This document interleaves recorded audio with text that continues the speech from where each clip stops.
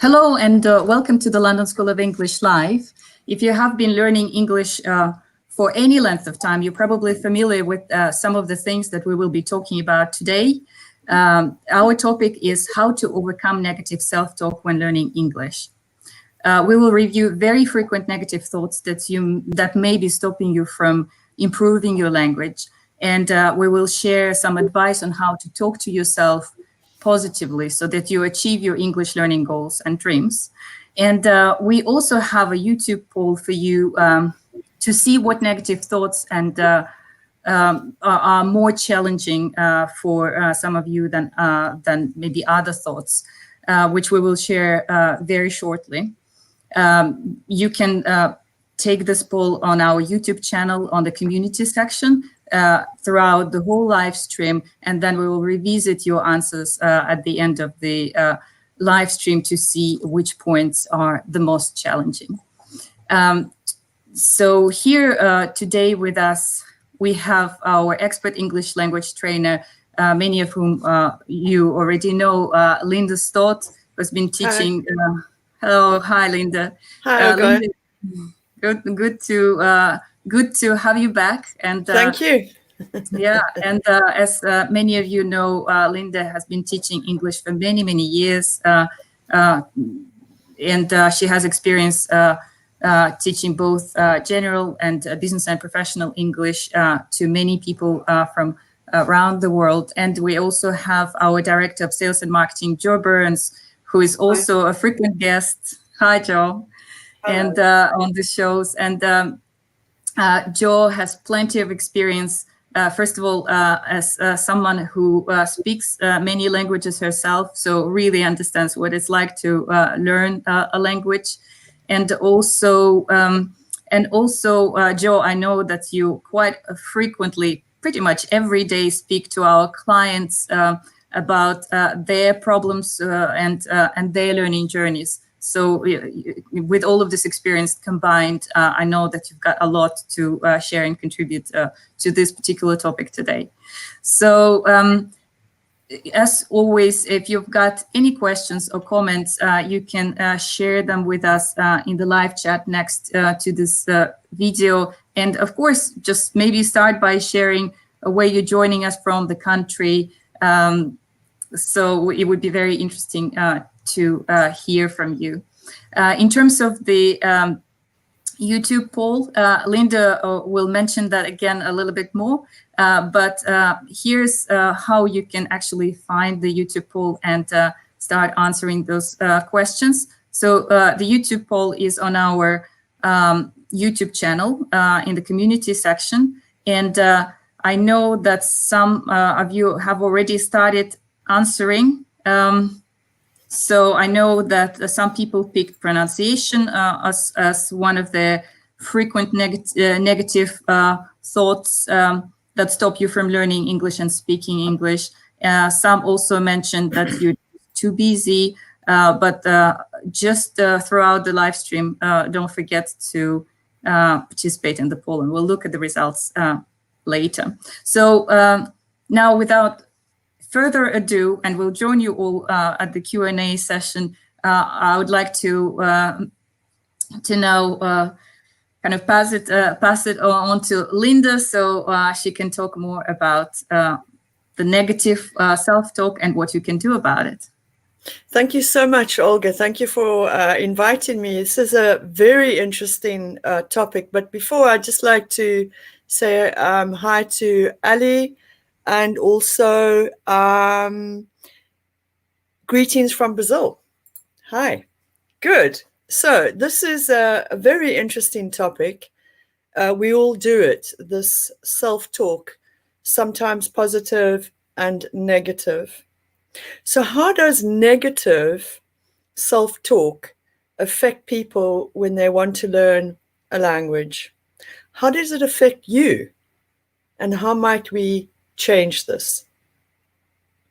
As there is a lot to discuss, we'll be looking at some of the main areas that appear to affect people. Of course, negative and positive self-talk occurs across all aspects of our life.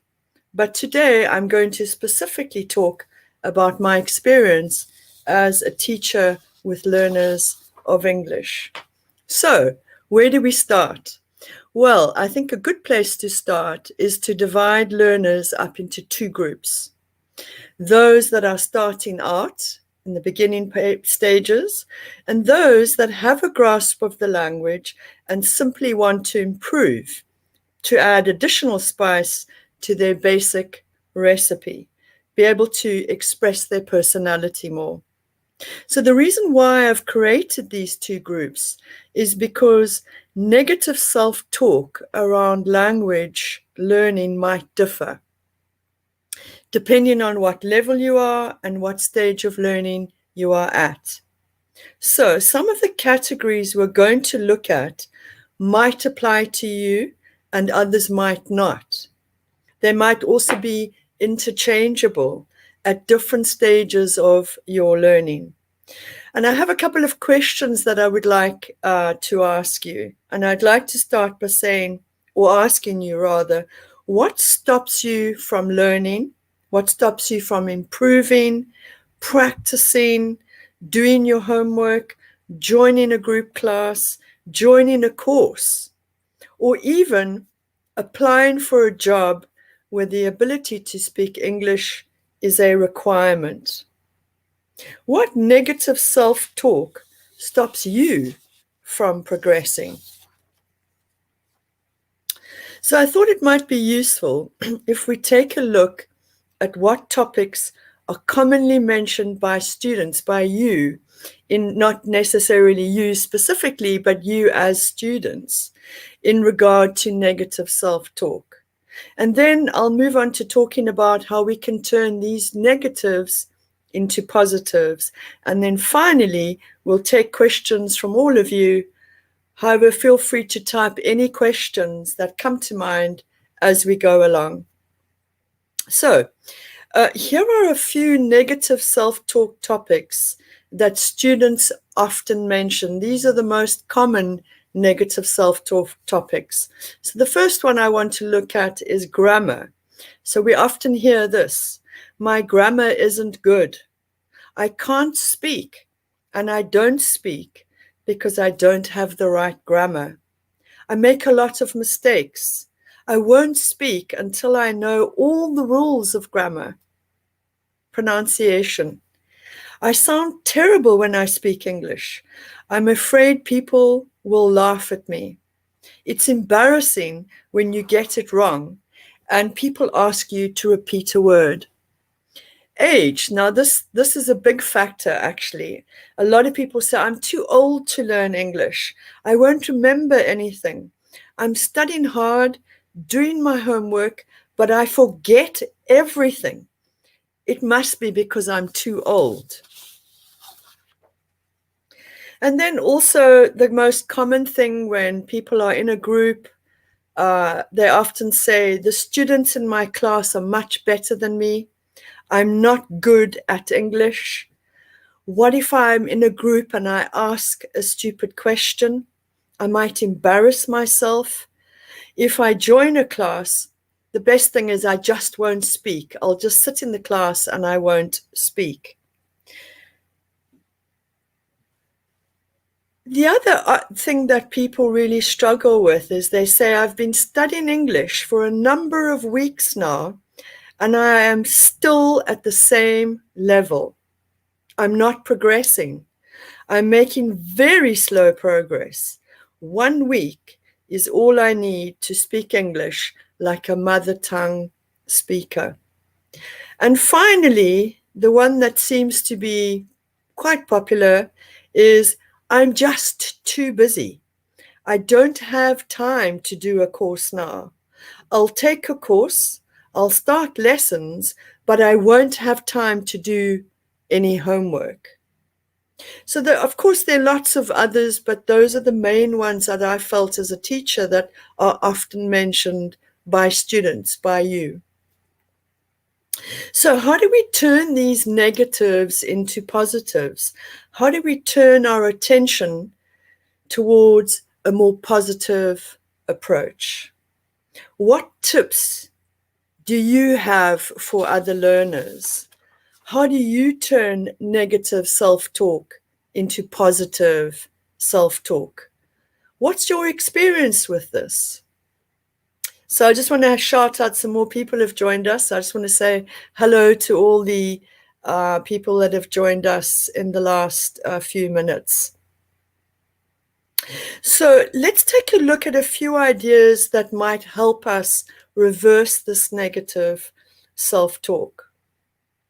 So if your negative self-talk is to do with grammar and pronunciation, then these tips might be useful for you. However, they might be useful in general as well. So the first thing I would like to say is mistakes, mistakes, mistakes, mistakes. Make as many as you can. Of course, not intentionally, but make as many as you can. You need to make mistakes to improve, to learn. Well, if you didn't make mistakes, us teachers wouldn't have a job. So keep making mistakes. It is through making mistakes that we really learn. Practice makes perfect, and it really, really does. Remember these things. Every successful language learner has made millions of mistakes and will most likely continue to make mistakes. Learning a language is a lifelong commitment. Stop apologizing for your accent, for your pronunciation, your mistakes, your lack of vocabulary, or your use of grammar or lack of it. You don't just wake up one morning and, hey presto, you can speak the language perfectly. It's a journey, not a destination. Of course, the end goal or destination is to improve your English, become a more effective English speaker. However, unless you're taking an exam class like IELTS and so on, then the focus should be on the journey first and foremost. I can't stress enough, make mistakes, fail, fall down, get up again. But whatever you do, do not give up. Do not give up. Keep going. Things get easier when you have exposure to the language and the opportunity to experience it, use it, make mistakes, and learn. Find out which aspect of learning English you find most difficult and set out a plan on developing that skill. Set up a study plan that is achievable and also includes lots of practice time. Find a group, a teacher, a course, a school that supports your plan and you as a person. That is the most important part. Students have said that joining a group course or having an individual teacher helped them gain confidence because their teacher and classmates understood them. They were able to communicate, even though their grammar might not have been perfect, or if they used the wrong vocabulary or their pronunciation wasn't great. As teachers, we often hear students say, I was so nervous when I started this course or this lesson. I realize now that I don't need to be afraid of making mistakes. I don't need to be afraid of making a fool of myself. I realize now that I need to take more risks when speaking English. An important point that people seem to forget, and it's something you need to remember, is your teacher is there to support you in your learning process. And if you are in a group, your fellow classmates are there to learn English and are probably just as nervous as you are. It's interesting, this aspect of not wanting to speak until you have the correct grammar and the correct vocabulary.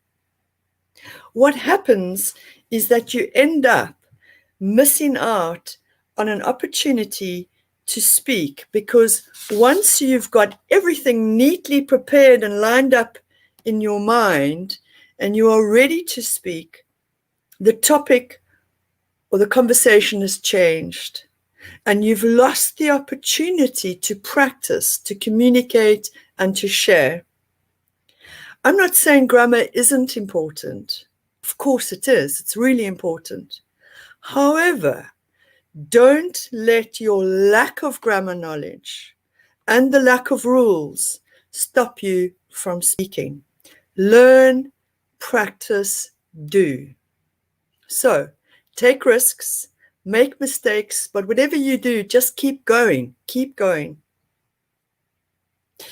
Moving on to the next topic, age. Now, this is a factor that people often mention, and there's a lot of different myths about it. So I'd like to have a look at that. A few years ago, I taught a Japanese woman who was 78 at the time, and she came to London to learn English. She had a passion for the language and for our country and wanted to master English. She had the most important ingredient, motivation. She was highly motivated. According to a Guardian newspaper article written by Sarah Johnson, Ronald Williams started learning Welsh at the age of 80. She goes on to say in this article that according to Anil Biltu, head of languages at SOAS, University of London, there is no evidence. Listen very carefully, there is no evidence to suggest that adult learners are slower in terms of absorbing new information. Instead, he says the key element to being successful, a successful language learner, is, drumroll, motivation. So, in my experience, this is absolutely true. If you are motivated to do something, you are, it would seem, halfway there. So next I'd like to move on to talking about comparing yourself to someone in your group or to a friend or a colleague's level of English or their use of English. Comparing yourself to other people when learning a language is sure to put you on a negative self-talk downward spiral. We forget that we all learn things in a different way. And what might seem easier for some might seem harder for others, and vice versa. I might be good at reading, you might be good at writing. And these two are different skills. So how can we compare this? Some people have a natural gift for languages. I've met people who can speak 5 or more languages. It comes naturally to them. They have a natural gift for languages. Why would you want to compare yourself with someone like this? They have a gift. It might be better to rather pay attention. Perhaps you might learn something from them. In addition, focusing on a person who you think is better than you, well, this simply slows down your learning process because the focus shifts from what you need to do to the other person, and you lose out on opportunities to speak and so on. And finally, what makes you say they are better than you? Some people speak so fast that it seems they are just brilliant. However, when you ask them to slow down, you realize that their grammar is really bad. They've used the wrong vocabulary, and so on. So what are you judging in order to compare? This isn't useful. It's negative self-talk. Don't do it. Don't compare yourself to others. Focus on what you are doing and need to do in order to improve and progress. Focus on which area you are strong at and look at areas where you are less strong. Speak to a teacher and set out a plan. So moving on to the next topic about progress. People are concerned about what sort of progress they're making. So if you think that you can learn English and progress in levels of proficiency in a 1-week course, then you need to listen up to what I have to say. Learning a language isn't a 1, 2, 3 approach. Language has nuance. Words carry different meanings depending on how they are said. Context can change meaning. There's just so much to it. Language is vast and ever-changing, so it would be foolish and simply not an achievable plan to think that you could do it all in 1 week. This do-it-in-1-week approach might set you up for a lot more negative self-talk spiraling because you haven't achieved your goal. Language takes a lifetime. I'm constantly learning new words, new meanings, new ways to communicate, and I'm a native speaker. So what I want to say is patience, patience, patience. Be patient with yourself. You need lots of it. Rome wasn't built in a day, you know. Focus on the journey, not the destination. Keep going. Have fun learning. Practice. Make mistakes. Learn. Practice. Make mistakes. But most importantly, have fun while you are learning. So I just want to acknowledge some extra people who've joined. I'm looking forward to catching up with some of your comments at the end of the talk. It all looks very interesting. So I want to just use this analogy of cooking and learning. So it's a bit like cooking, if you like cooking. So you start with the basics, then you become more adventurous and try out new recipes. Then you start using new ingredients and so on. But what drives you is the love of it, the interest. You're motivated. Bingo! Find what motivates you to learn. That's the key. That's the key. And then finally, the last topic, which seems to be the most popular, if we could call it popular or most common negative self-talk, is I'm too busy. Now, excuses can sometimes be expressions of negative self-talk. I don't like homework, and that's why I don't do it. I don't have time for homework. I'm too busy. However, generally speaking, what people are really thinking is, what if I make a lot of mistakes and get a lot wrong? My teacher will see how bad I really am. It's best if I just say I'm busy.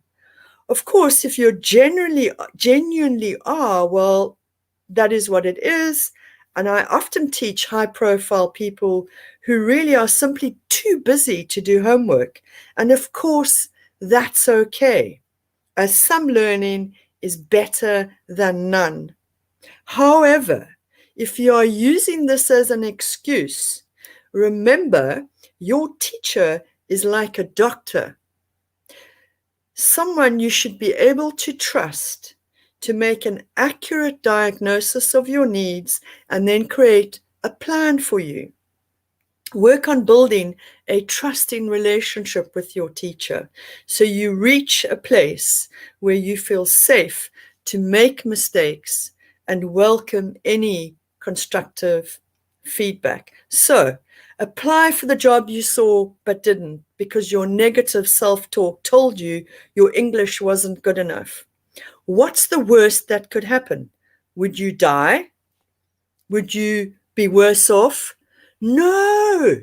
The worst that could happen is that you would get that job. The company might feel your level is sufficient. They may send you on a course if they feel you need help with your English. We have lots of clients whose companies have invested in them and sent them on a course in a group or with an individual trainer. So perhaps it's also about finding the right company to work for, one that invests in your growth, your future, one that helps you to turn your negative self-talk into a positive one. If you're wanting to learn but don't have the time, well, then now might not be a good time. However, if this is simply an excuse, ask yourself whether you really want to do it. If you had time, would you still do it? What's really stopping you from doing it now? If the answer is yes, then what you might be lacking is a plan, a strategy. Once you have a plan, you might then make time or find time to implement it. Find the time to join a course and so on. Talk to a teacher, the administration staff, the sales team in a school to find out what best suits you.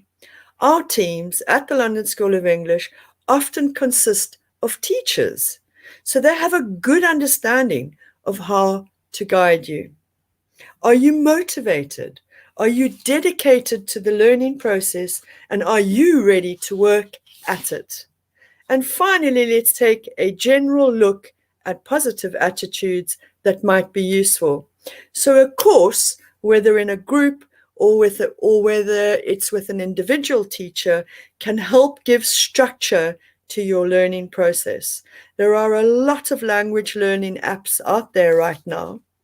But what students say, and this is interesting, what students say is that while these apps can be useful, the best learning happens with a teacher or a group because you have the opportunity to practice in real settings and in real situations, getting instant feedback about ways to improve and strategies to use. So, of course, when you first start out, there is a feeling of frustration that you are not able to express yourself properly, to tell jokes, to be humorous, and so on. And some students do lose interest due to this. Of course, there's definitely truth in this. However, if you focus less on getting everything perfect and right, and focus more on just being yourself, feeling comfortable with your mother tongue accent when speaking English, comfortable with yourself, and comfortable making mistakes, then I really do believe that it's possible to find a way to communicate who you are in a foreign language. You have to be ready to make mistakes and take risks. Culture, of course, plays a role in negative self-talk, and some cultures expect you to only speak when you have the perfect sentence. There's often more of a focus on grammar, on reading or writing than on speaking.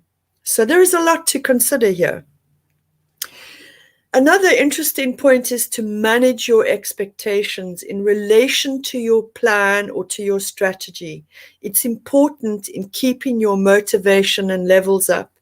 Too high expectations can often lead to negative self-talk spiraling down.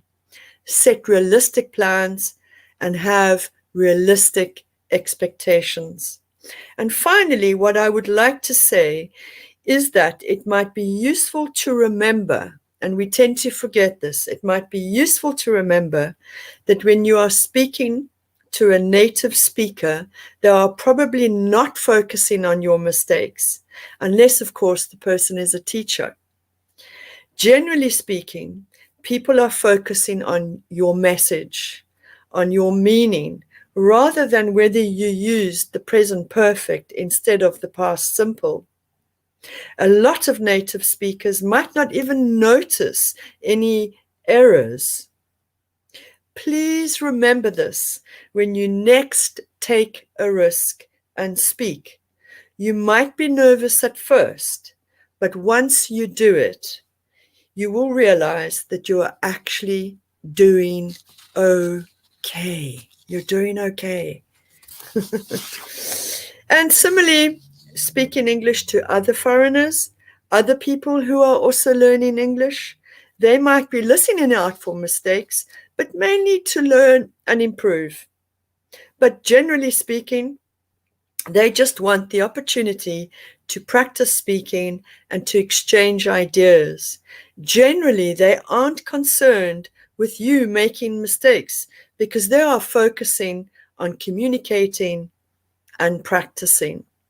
So I want to say thank you for your time and thank you for listening. And over to you. Do you have any questions? Great, Linda. Thank you so much for sharing all of this very interesting and very practical advice on the kind of overcoming the negative self-talk. And we now have Jo with us, who can join the conversation and add her experience and knowledge on this topic. Just before we dive into the questions, let's first of all, I would like to say thank you so much for everyone who joined us today, for joining and for your time. It's really great to see so many comments and questions. Apparently, that's a topic that a lot of people are interested in. Welcome to those people who've been with us already on some of the live streams and to the new people. So that's fantastic. Just before we answer your questions and talk about this a little bit more, let's have a look at what we've got in terms of the poll that we announced. I can't wait. I'm so excited. We need a drum roll. Actually, thank you, Jo. So actually, the number one leading negative thought is I'm just too busy. I don't have time to learn English now. So, and then the rest of the points were also mentioned. For example, there are people who are saying I'm not progressing fast enough. Pronunciation is something that's stopping me, and my grammar isn't good. What's interesting is that we didn't have people who picked age as the problem. So fantastic. I'm just wondering, it's a question to all of our viewers at the moment. Is the age not a problem? Are you not using this as one of the critical things that you're saying to yourself? Because if not, well done. Yeah, exactly. Your experience. Yeah. So, Jo, I know that you've got a lot of experience and knowledge on this topic. So there were so many different things that were mentioned, from age to progress to not enough time. Could you share with us your perspective and also kind of what you've noticed when speaking to our clients? Sure. I think one of the most important things when people talk about pronunciation is to understand that we in our own country have so many different ways of pronouncing words. There is such a rich variety of accents just within England, let alone other English-speaking countries as well. So don't worry about pronunciation. As long as people understand you, that's fine. We're a multicultural country, and we also have lots and lots of local accents that vary a lot as well. I say, for example, Bath. Somebody from the north of England would say Bath. Somebody from the southwest would say Bath. We have many different ways of pronouncing words, so don't get hung up on that. We're fine with that. The bit about, I see Joyce's page, he says, I'm a forever intermediate. I love that. I love that. It's fantastic. I think this is one of the things that can be linked to the time issue. If I take the two together, everybody has time for something. If I just said to you, find 20 minutes a day, no matter how busy you are, find 20 minutes a day. And that 20 minutes might be listening to something when you go for a run. It might be listening to something while you do the ironing. It might be listening to something when you're cooking the dinner. It might, any of these things, when you're on the train going to work, when you are just getting dressed in the morning. You don't have to focus and set aside 2 hours a week. A little bite size every day will do you more good than thinking, oh, I have to sit down and focus. No, just absorb it. This has a similar effect to when you go and live in a country or you come to study with us on an immersion course, because you can start to absorb it a bit more every day. And that, if you change your approach, might unstick you for your forever intermediates. You might start to progress if sometimes you shake things up a little bit and change your approach. Linda, what do you think?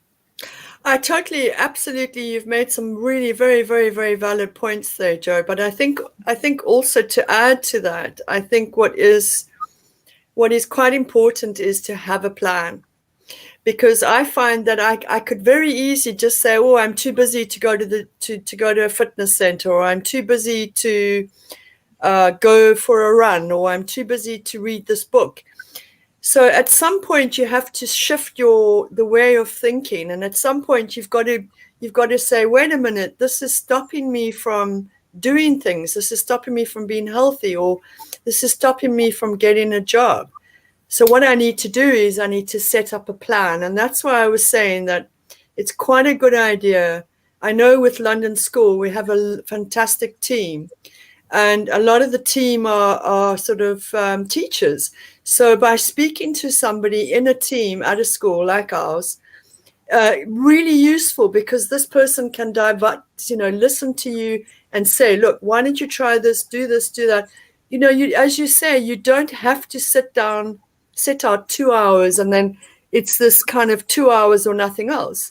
I mean, as you know, we have, a lot of clients, if they're super busy, would take a lesson with an individual trainer, and they might only take 1 hour a week. But hey, 1 hour is a plan. It's better than nothing. So I totally agree with you. I think, yeah, you've got to set up a plan, and that needs to be worked through with your teacher or with the support of the school that you're actually studying with. And I think London School do that quite well.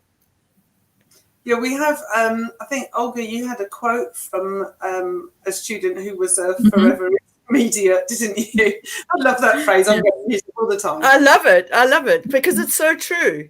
People do get stuck, and it's okay. And I think sorry to interrupt, Joe, but I think why I'm saluting and applauding is because that he's clearly a brilliant learner, because he realizes he's at this point and he's just accepted that. And probably he's going to progress quite at some point, with the right teacher, the right plan, the right school, the right support, definitely going to be going in a forward direction. I'm sure next time, hopefully, we meet on a YouTube live stream, he's going to say, I'm now a forever upper intermediate. Yes. Thank you, Linda. And Joe, you mentioned several quotes from clients of ours who actually had that problem. Here are them. There we go. So this is somebody who's saying that they'd spent 3 years on regular study, but they really wanted to make a change and make a difference, and that she was happy with our approach. I think one of the important things is that she's dedicated time to it, yes, but also that when people leave us, they still have ongoing regular practice through the online course that we give people, and from the learner plan, from the recommendations that the trainers make when people leave. So it's as Linda says, it's planning. So the teacher will have a plan for you while you're there. They'll make recommendations when you leave. And then you also have still more content to work through over the next 3 months. These are the things to get into good habits, to get into good routines. Then that's the sort of thing that really can just make a difference and shift things forward. Yeah. And we've got another quote as well, which is kind of echoing one of them, because we've got a lot of clients like this. Oh, there you are. This is what I was talking about. He got stuck. And that's true of anybody who's learning anything. There is a point when you're learning to drive, or when you're trying to get a dance step or something. Every so often, it's just like, I just can't make that. And then you overcome it. It's just unsticking and overcome it. So, so I mean, it's nice to see that people have had the results that they wanted. Yeah, that's always good. Yeah. Great. And I know that we actually kind of nearing the end of this live stream. There are so many questions, so many comments. I just wanted to only, unfortunately, focus on a couple of them because of the time. Sure. But do get in touch with us later after the live stream if you're interested in, in any particular, if you have any particular questions about continuing your learning journey or studying with us. Here's an email, clients@londonschool.com, and we always try to answer as many of your questions as possible, and when possible, also advise you on the next steps. And you can also find, yes, Liz. Just a thought for anybody who has already studied with us and isn't a member of our Facebook and LinkedIn alumni groups. We do post content on those to help people as well, to say, have you looked at this? Have you looked at that? So there's, we are trying to encourage everybody in their learning on an ongoing basis. So do join us on social media if you're not already a member of the groups. Yeah, that's good advice. Yeah, and you can find links to all of our social media channels on our website, where also we list our courses and talk more about what we can offer to you. So just a couple of questions. There was so much positive feedback, Linda, when you were explaining all of those points in detail. So I just want to say that we've seen it, and that's very heartwarming to see. But just a few questions that I wanted to highlight. One of them is from Mihaela Peterson, who is saying that she's at the moment an intermediate in English and is studying by herself. So the problem that she has is that she doesn't feel confident. It's quite a big text. So Joe, we only see a part of you, unfortunately, at the moment. Yes, that's great. So the problem. Hi, Joe. This is a brilliant question from Michaela. And actually, we did, if I recall, we did a fantastic YouTube live stream video, which is, I think, up on the. If you subscribe to the London School of English YouTube channel, you'll actually find there is a fantastic session on language for telephoning. So what I would suggest is that you go and find that video and actually look at it, maybe note down some of the expressions. And as Joe also said, there's a lot of the other social media platforms that will have links to the blog, where there's some really useful language for telephone, speaking on the telephone. But I would suggest is learn some of these, practice them, even if you stand in front of the mirror and sort of say them in front of the mirror, but keep sort of practicing them. And then the next time you're on a telephone call, try and use that language. Do not be scared. Do not think, because if you don't practice and make mistakes, you cannot learn. So I would say, have a look at the video, make a note of some of the expressions, have a look at our blog, make a note of some of them, practice, and then try and use them on the phone. I think also, that's what I would say.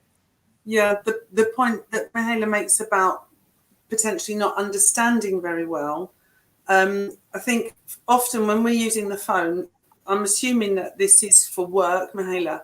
So in which case, possibly if you make a point of listening to business news, if you make a point to listening to financial news or to whatever sector it is that you work in, try to find some LinkedIn or YouTube videos or broadcast or the BBC World Service and listen to this kind of content without looking, because the temptation is to look, but listen so that you get more and more listening practice. I have some hearing difficulty myself, so I am always worried that things won't be clear. And the only way to overcome that is to make yourself practice. And you don't have to do that feeling nervous on the phone. You can do that listening to the radio and listening to the news and listening to appropriate content. Hopefully that helps, Michaela. And thank you, Joe, and thank you, Linda. Another question, which is huge, but maybe and I think some of the resources that you've mentioned would probably help with this. But if you'd give just a couple of brief points. So one of our viewers is asking, could you please suggest a method for improving speaking ability? Well, I would definitely say, obviously, being a teacher, I would say join a group, join a course. There's lots. Our school offers lots of fabulous online groups and also individual lessons. If that's not possible at this particular moment, there is, I think, just correct me if I'm wrong or right, Joe. I think it's called Meetup. There's a website in most countries and cities. If you Google Meetup, and you can actually try and find a English speaking group. I know a couple of ex-students of mine have said when they went back to their home country that they joined a Meetup group, and it was really great because it gave them the opportunity to do lots of speaking. But really, I think the best way to improve is to join a course or have a teacher, because this is the best way that you show, you speak, get feedback, input, you learn a little bit more about why you went wrong, speak, learn, and this is the best way to do it, really. I mean, of course, you can study on your own. There are lots of grammar books, but is it really, is it going to really help you with speaking? Not really. You need to be part of a group or have an individual trainer or like this. This is what I think. And also, when you join a group, you end up making lots of friends. So these people you might have in a WhatsApp group, or you might Zoom each other frequently after the course. We've had lots of students from the school. I got a WhatsApp from one of the ex-students saying, it's so fantastic. I'm in touch with everybody that I was on my last course with. So this is great. These are people that you make friends with for life, and those create opportunities to speak English.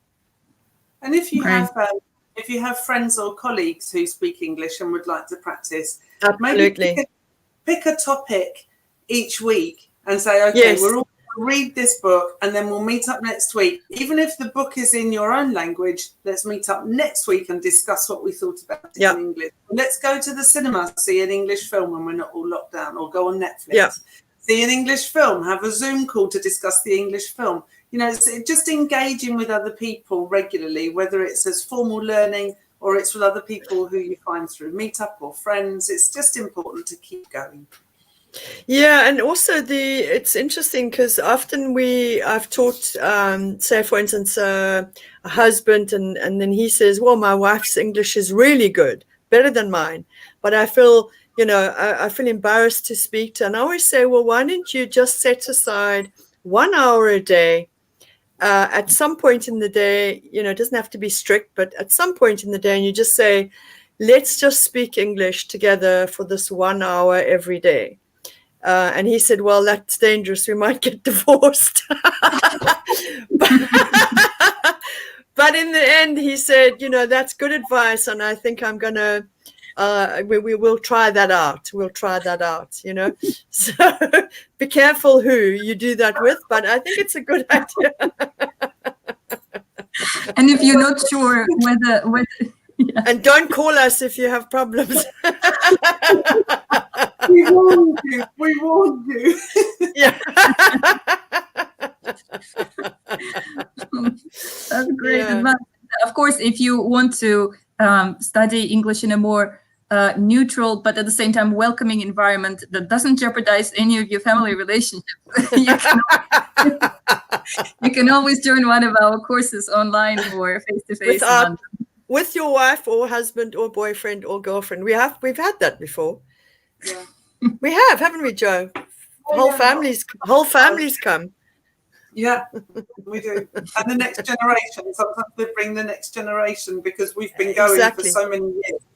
We have people who study in their teens and then come back in their 50s with a niece or a nephew or there was that lovely family where the couple met in London, then they got married, and then they I never met them, but there was that lovely story on our weekly newsletter, and they got married, and then years later they came back with their adult daughter to show their adult daughter where they had actually studied. I thought that was such a beautiful story. Yeah. Oh yes, we have London school children. Yeah. Yes. Great. So on that very positive and beautiful note, we would need to wrap up our live stream for today. But of course, do get in touch with us if you've got any questions, and do consider subscribing if you haven't already done so, because we release new videos and live streams every week, so you can continue learning your English if that's how you would like to do it, for example, YouTube online.